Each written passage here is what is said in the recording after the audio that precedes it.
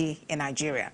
But this was disclosed at an event attended by the UN Deputy Secretary-General, Amina Mohammed, alongside delegates from various UN agencies.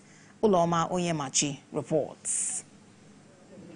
Representatives from various sectors of the Agricultural Ministry and the United Nations gathered to witness this significant visit by the UN Deputy Secretary-General.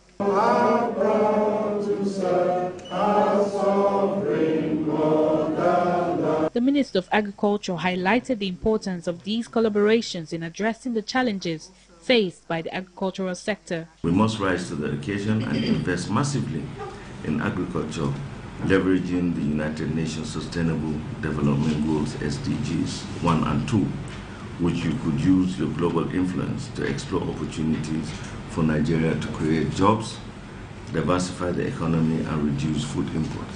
The issue of infrastructure in agriculture has been downplayed over the years. Honestly, we've underplayed research and development.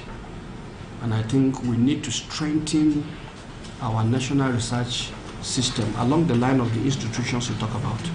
Yes, they may not be low-hanging fruits, but within the concept of sustainability. In response, the UN Deputy Secretary-General noted that agricultural challenges have been worsened by activities beyond borders.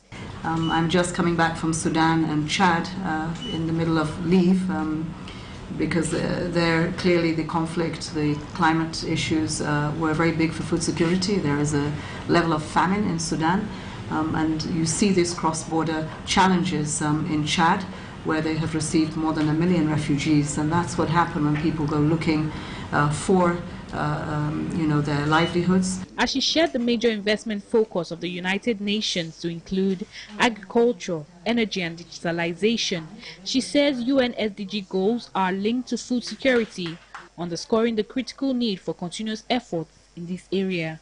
This is not a sector that can work in its own. It has to be part of the sustainable development is seeing how you as a sector will benefit the social efforts that a state is making. But there is the climate agenda, environment, institutions, everything.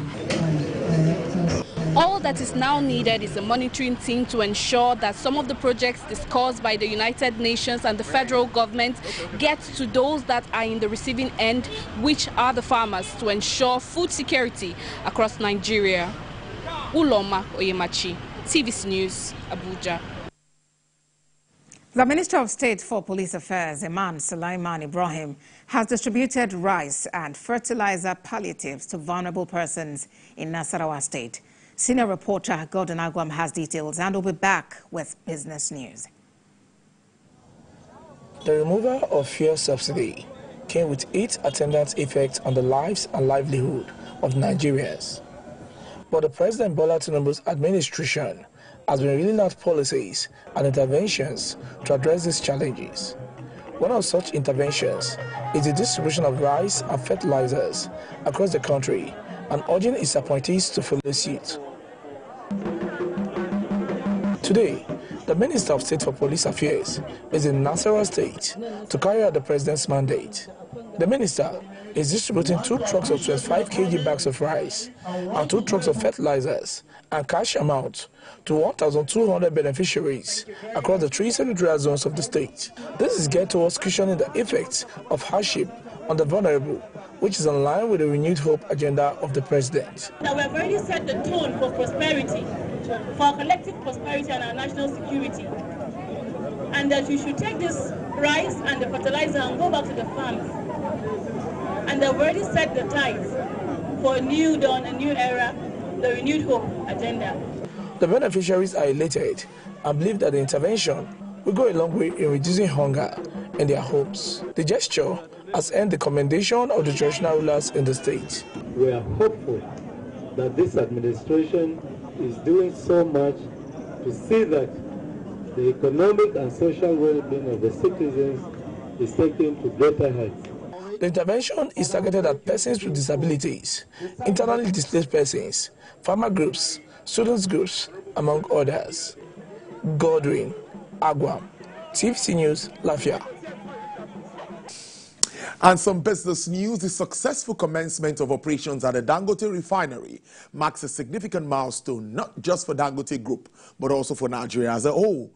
An energy analyst and lawyer, Dr. Ayodele Oni, while reacting to the cheering news, says the rollout of petrol will bridge the gap in the supply chain. He spoke earlier on our flagship business show, Business Nigeria. This is very great news. There's no one who won't be excited. Anyone who means well for the country will be excited. At least it guarantees that we will have PMS available and queues should disappear. I mean, as long as our peculiar local issues don't rear their ugly heads again. But generally speaking, that's what we expect will be the case. So everyone should be as excited or nearly as excited as Mr. Dangote is. It says that you will negotiate pricing commercially based on the international price of crude. Now, even if they sell in Naira, unless the government is giving subsidy, if they sell in Naira and you have crude at above $80, if you do your maths, there's no way it's going to be less than about $1, right? And if you convert $1 to Naira, that's about 1,623 thereabout.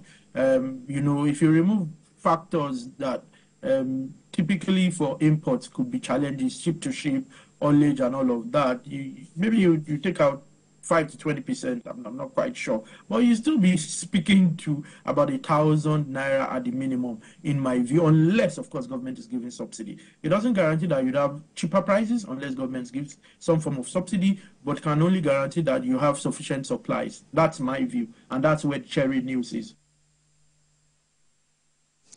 Away from that, the Federal Competition and Consumer Protection Commission, FCCPC, says the commission remains committed in its mandate to safeguard consumers from unfair, deceptive and exploitative pricing of goods and services. FCCPC's Director of Special Duties and Strategic Communications, Mr. Onadeji Ijagu, in a statement said the commission is reacting to feedback from stakeholders over its recent directive to businesses to cease price gouging, fixing and exploitative practices. He said the Commission's recent directive is not about controlling prices, but focused on curbing exploitative practices and anti-competitive behaviors which distorted the marketplace and harm consumers, while appreciating feedback from the organized private sector and other parties. The SCCPC's director urged all businesses to engage in ethical and lawful practices that contributes to fair and a competitive marketplace. Meanwhile, the Lagos State government has launched a sensitization initiative aimed at promoting a circular economy as a solution to diversifying the state's resources by transforming waste into valuable assets.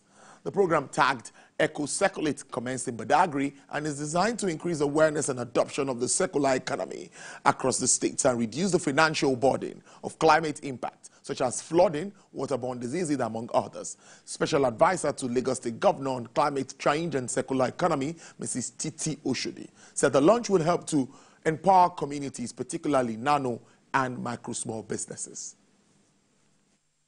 It's a program that is being used to teach and enlighten the community about the value around waste recycling, waste reusing, and waste reducing. We brought it to Badagry because Badagry stands of states of two nature. It is a terrestrial as well as a coastal city.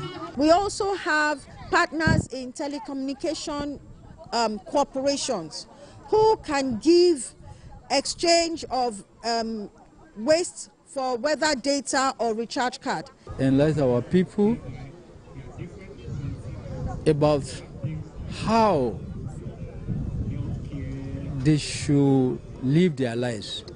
To let them know that it is very important for them to be greenish, to be environmentally friendly. The National President of the Customs Officers Wives Association, Mrs. Kikelomo Adeniyi, has inaugurated the Apapa Command Transit Camp and the Skills Empowerment Program for members in Lagos. At the event, Mrs. Adeniyi highlighted the program's focus on empowering its members with skills and economic personal development, calling it a significant milestone in the association's journey. Is to unlock our potential to shatter glass ceilings and to redefine the boundaries of what is possible. We will equip ourselves with skills, knowledge, and confidence to soar greater heights. As we commission the launch and launch the project, let us embrace our collective strength. Let us celebrate our victories, and let us continue to inspire and uplift one another. May our skill empowerment projects be a catalyst for transformative growth. These initiatives are more than just programs. They are the embodiment of hope, resilience, and the promise of a better tomorrow, especially for the beneficiaries. COA programs are designed to impact the home front and the society positively. They come with triple benefits of social, economic, and emotional support to our members, their families, beneficiaries, and members of their immediate families and the society at large.